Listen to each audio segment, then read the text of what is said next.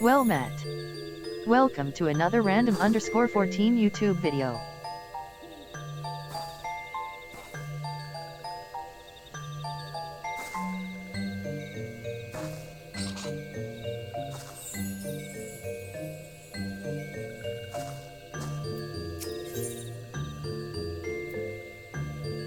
The Elder Setzer will wish to hear of your experiences firsthand. Pray return to Gridonia and make directly for the Lotus Stand. The Conjurer at Nothika's altar will be expecting you. Fare you well, Captain Pim.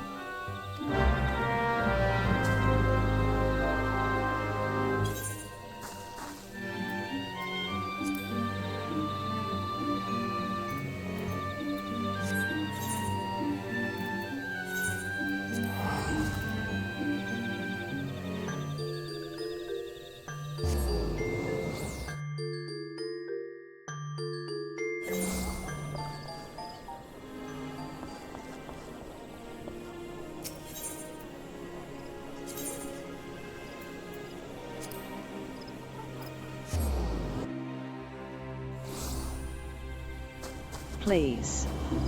You must do something. But that's not right. Such is the will of the forest. Would the spirits bless me business? Welcome back, honored Scion. We who knew of your mission have been most anxious to see you return. The Elder Setzer awaits you within.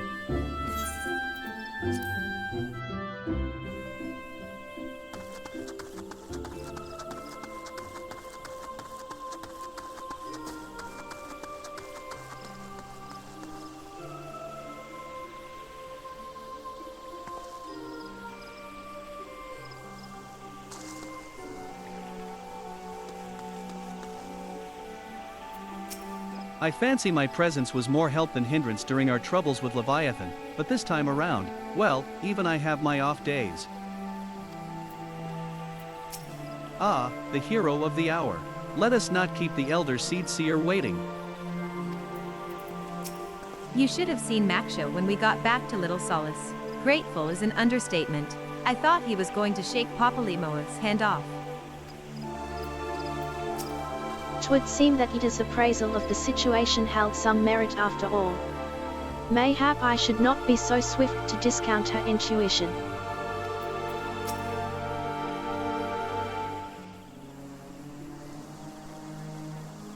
You are returned to us, dear friend, and none the worse for bearing the heavy burden which I did press upon you.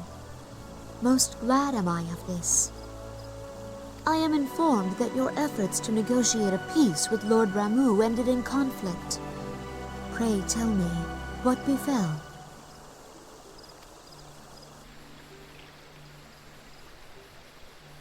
Ramuh made trial of you? I fear there is truth to his claim. It is the darkness within us that attracts the darkness without.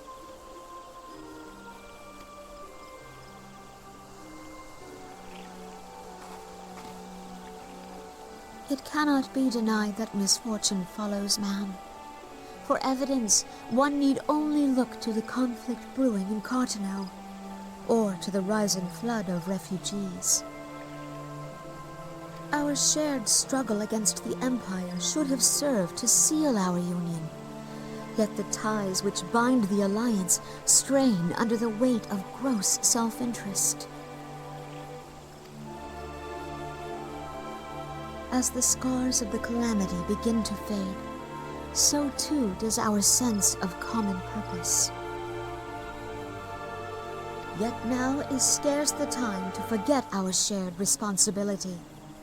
If this new-sprung realm is to survive beyond its infancy, it must needs be nurtured by all.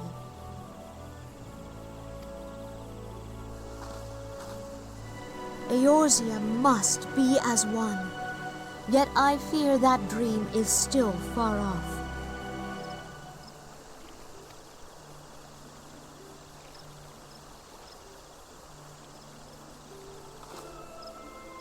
On behalf of the people of Gridonia and the elementals both, I thank you for all that you and your fellow scions have done. Full oft have I been compelled to look to you for aid of late, and offered all too little in return. As leader of this nation, I shall endeavor to prove a more worthy ally to your cause henceforth.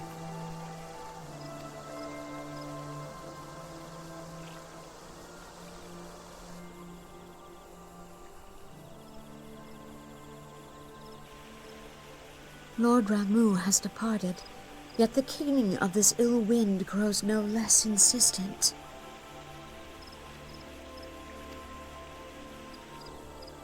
Voices of the forest, pray speak and I shall listen. What unseen evil begets this unease in my heart?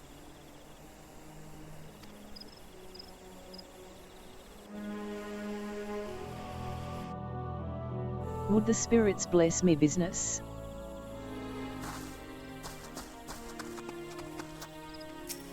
You should have seen Maksha when we got back to Little Solace. Grateful is an understatement. I thought he was going to shake Papalimoa's hand off. 'Twould seem that his appraisal of the situation held some merit after all. Mayhap I should not be so swift to discount her intuition. I fancy my presence was more help than hindrance during our troubles with Leviathan, but this time around, well, even I have my off days. Thus ends another daunting mission, Ad Kanekotin. I'd hope Lord Ramu could be persuaded with words alone, but nonetheless, I can only admire the adroitness with which you responded to the Primal's sudden challenge. And it seems that Orionje, too, was pleased with the outcome. What say you, Kanekotin? Shall we gather back at the Rising Stones and ponder the lessons of the day? I am sure that Minfilia will be eager to hear more of your adventures. Let us return to the Rising Stones and put our thoughts in order.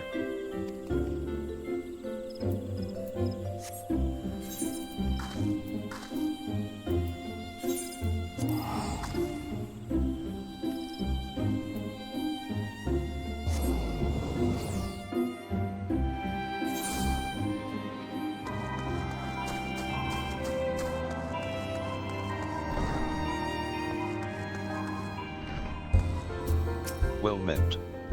I'm an adventurer myself, in the employ of Saint Koinig's Find. Ready coin and payment on time. I'm starting to appreciate scholarship, me.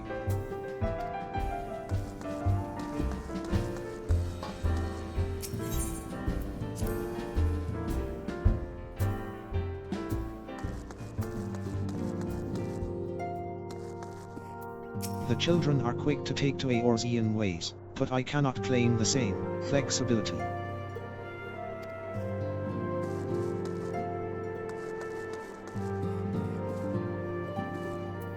Duty calls. Well, no matter the task, I have faith you will see it through to the end. Take care, Kaneko team. I look forward to hearing all about your adventures when you return.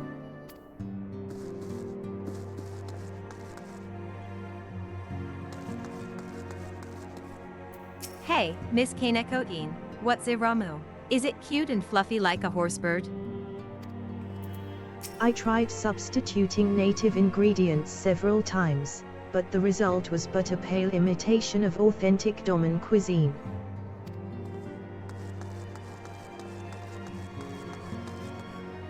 Speaking with Master Co-Tenet has opened my eyes to a great many things. I had no idea the world outside Demo was so strange and wonderful. Mayhap one day we shall accompany you into the field. But for now, we must see to less glamorous duties. Worried about leaving us alone? Don't be. While the Archons are away, Hori Boulder will keep the little ones safe. Miss Kaneko time. Is it true you're going to go adventuring again? I'm so jealous.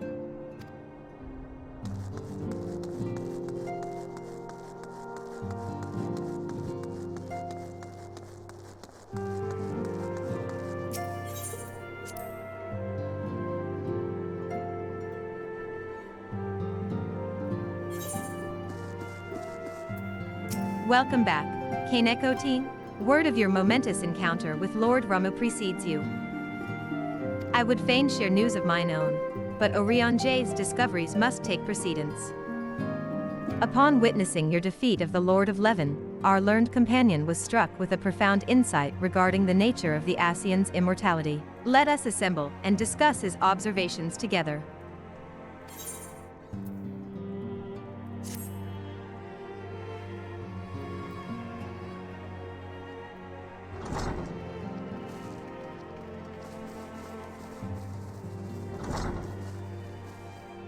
If everyone is ready, let us begin. Urianger, the floor is yours.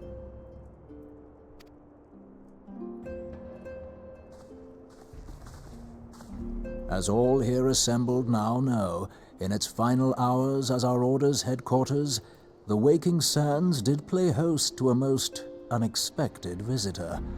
I speak of the Asian clad in white, Elidibus. Unwelcome though his presence was, his words that day did serve to confirm a truth long suspected, that the Asians are eternal beings, to whom physical destruction is as a temporary inconvenience. In the intervening time, Urianger and I have striven to discover a means by which the Asians might more permanently be slain. And 'tis my belief that we have found the thread that will allow us to unravel the twisted skein of their existence.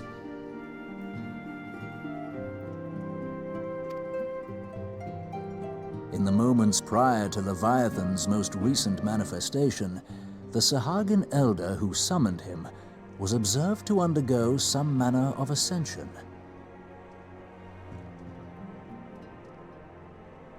The etheric readings taken by Y'shtola at the time of this transfiguration have proven most enlightening.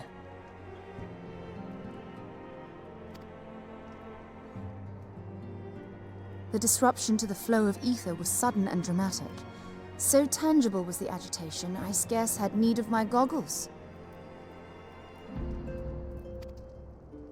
The significance of Y'shtola's readings might better be understood in the context of mine own, taken at the instant of the Lord of Levin's demise. Unlike the Primal, the Sahagin was not subject to etheric dissipation. Before discussing our new discoveries, it may benefit us all to recall what we know of etheric behavior.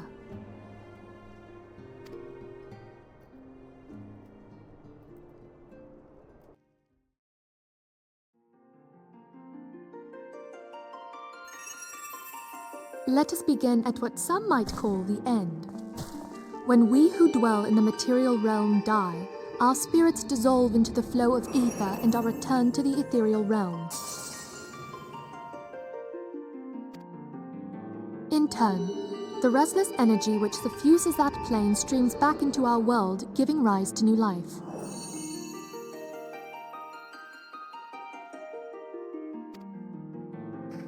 "'Tis as the heavens did decree, the way of all mortal souls. Twixt this world and the next do the ethereal currents swirl, bearing the very essence of life. Thus doth the cycle of birth, death, and rebirth continue unabated."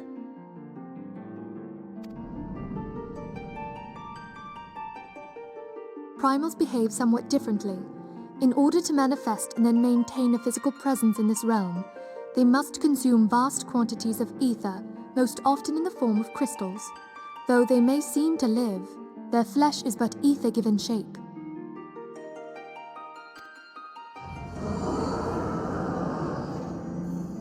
Thus, a defeated primal leaves behind no broken corpse. Rather, the essence of its form seeps back into the land whence it came, and the energy of its shattered spirit is called back to the ethereal realm. And there it waiteth, till next the prayers of the faithful do draw it forth from the sea of ether, to take their offering of crystals and make for itself a new body.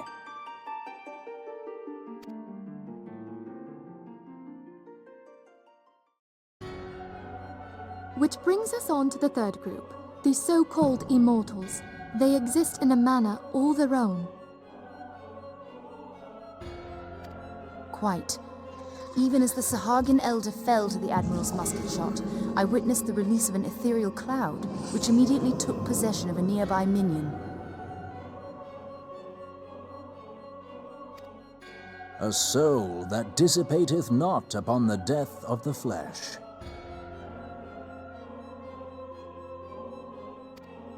The secret of life everlasting, and in the claws of a Sahagin no less.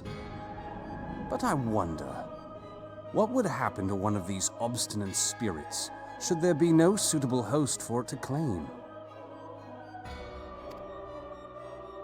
If mortal death entails a return to the ethereal realm, it seems doubtful that the soul of an immortal would venture there. Nay, it merely withdraweth the distance, unto the shore of the ethereal sea, perchance, but no further.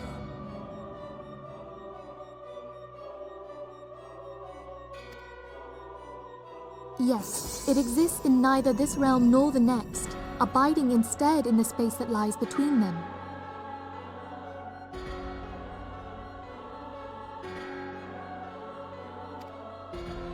The Ascians took control of Thancred by means of a crystal of darkness, an artifact which, if our theories are correct, serves as a gateway to the place I have just described. I was hoping people had forgotten about that. I am sorry, my friend. For a mercy, the weary road of our research hath brought us unto an answer. The Sahagin ascended to an immortal state, but he did not possess a crystal of darkness through which to flee this realm. Thus was he consumed by Leviathan. If we could entrap the spirits of defeated Ascians in like manner, and thereby deny them resurrection,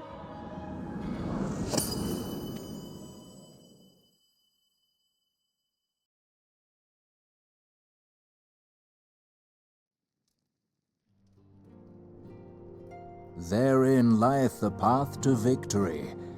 Thou art most perceptive, my lady. Only when we have trapped the bodiless soul within an ethereal prison can we hope to defeat its unnatural constancy. Thus might even an eternal paragon be consigned to oblivion. These feats are, of course, far easier said than done. At present, we lack a viable means to entrap and extinguish an Ascian soul. Yet, I believe it to be possible. The pieces of the puzzle lie before us. We have but to put them together.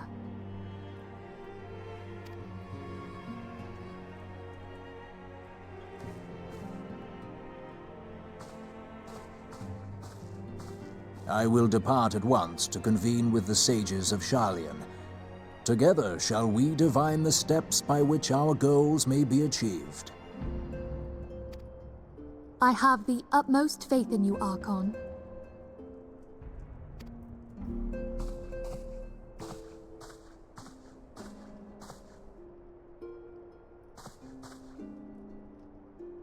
Beg pardon, antecedent, but I would raise one final matter.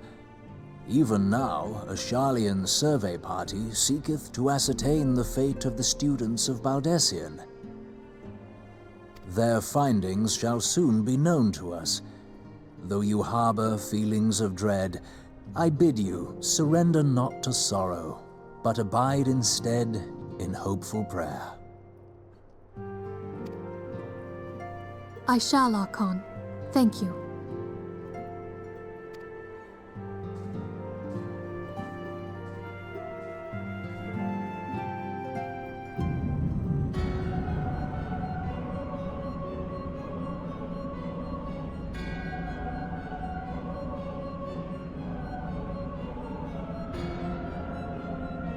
The Lord of Levin is returned to the ether, as was Leviathan before him. Ramu's acquiescence was most intriguing. Inferno, Vortex, Crack, Whirl, and Levin all have now been humbled by the Bringer of Light.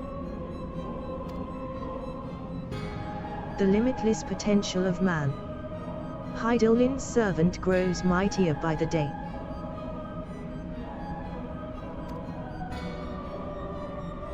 Yet she prospers at great cost to her mistress, whose strength is all too finite. 7 times have the masses survived the rejoining, but their souls are grown weak and wan.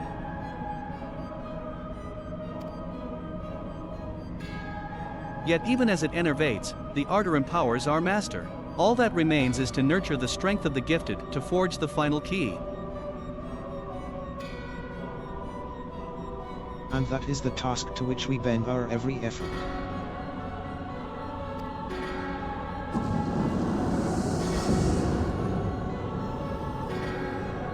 Divine seeds wherever want to quicken in neighbors is fertile soil. We need only lead men to the field, and by their eager hands shall a new deity arise. That which was shattered shall be made anew, and the one true God shall come again.